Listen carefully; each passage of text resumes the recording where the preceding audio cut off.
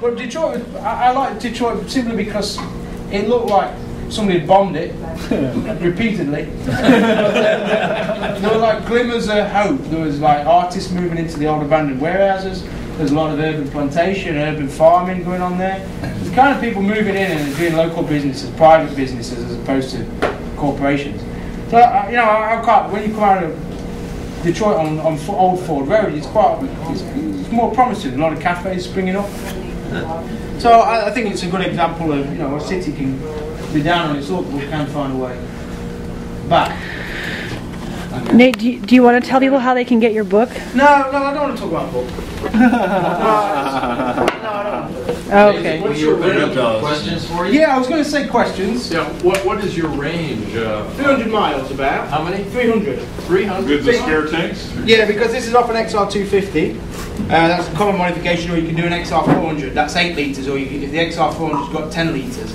But the 400 one sits a bit thicker in that dimension, so it doesn't look as. I mean, this looks sleek. When you're pushing it.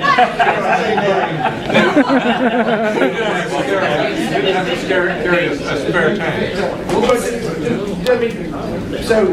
So that's 8 litres. 5 litres, so it gives me 13 litres. Okay. I get about 100 110 to the gallon a minute. Wow. So That's good. I'd say I've got a 300-mile range. But how I run it is I run that empty. Well, I only use that. I leave that completely full all the time to 5 litres. So I just keep that one topped up. So as soon as it gets down, I put $7 in it, fills it back up. So on a day, I'll probably spend it. You know, it depends. If I did a 500 kilometre day, it cost me $8 or something like Wow. that. So it does make it affordable.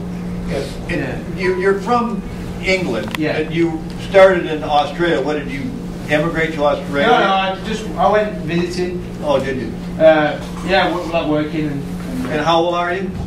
32 now. Oh, wow. 32. How long have you been on the road on this bike? Oh no, I did. Or I did this one in 2009, Sydney to London, and then the bike was left in the shed for almost 3 years while I wrote the book and did all the work. Okay. I worked as a kind of a motorcycle journalist, write for other magazines and stuff in England. I started off writing car journalism initially. So I kind of guess I gave up the adventure travelling business for a few years, and I've got a good job starting with Honda in October. So he said, well, why don't you go and do that now?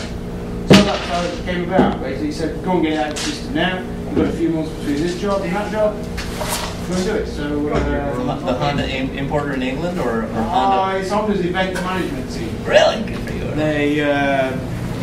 They want me to kind of be part of developing, because it's a good advert for Honda. And but it's not just me. There's a lot of guys who do big trips on small bikes, small Hondas. Yeah. And I think they've kind of cottoned on that it actually is a good advert for Honda. Because initially they weren't interested. So to them they see it as it's taking itself. They see it as devaluing their cross tour. Which is nonsense. Have you done very many stops at Honda dealers across the United States, or is that? No. This has been a very low-key adventure. I did a lot of blogging.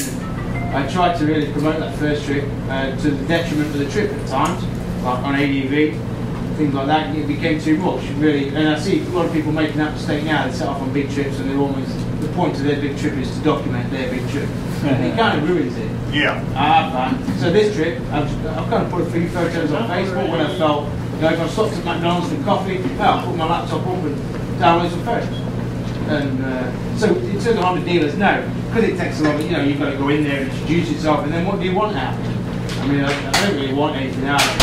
The most I've asked out of one is for him to let me drain my oil. Can I borrow a drip pan? Yes. Yeah, so.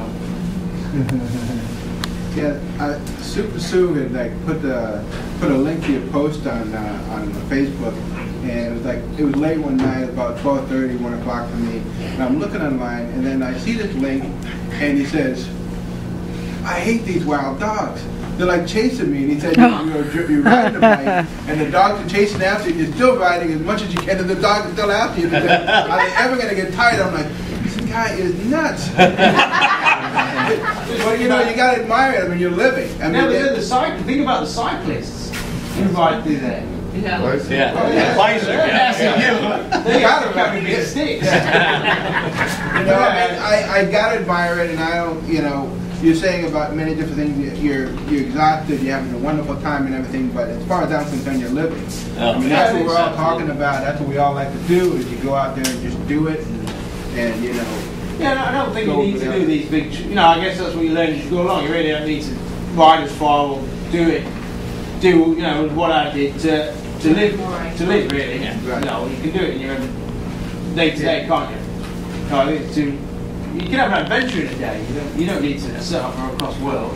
I've ended up doing this just through circumstance. You know, really. If somebody said to me, if I'd have said, right, I'm going to set up across the world in 2 years' time, I'm going to start planning, it would never have happened. But I'm in Sydney, like, immigration said you've got to go. Now or never, chance. I'm going to take this opportunity or I'll miss it, and I'll probably regret it for the rest of my life. So I did it.